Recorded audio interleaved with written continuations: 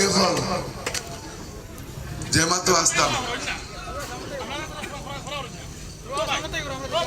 এই কাউন্টার পোস্টটা দেওয়ার বাদে কিছু মানুষ আবেগী হয়েছে।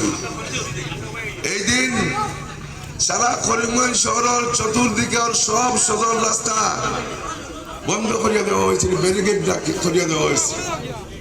আপনার আর মনে আছে কিনা না এই আসিমগঞ্জের বিভিন্ন মাদ্রাসার থেকে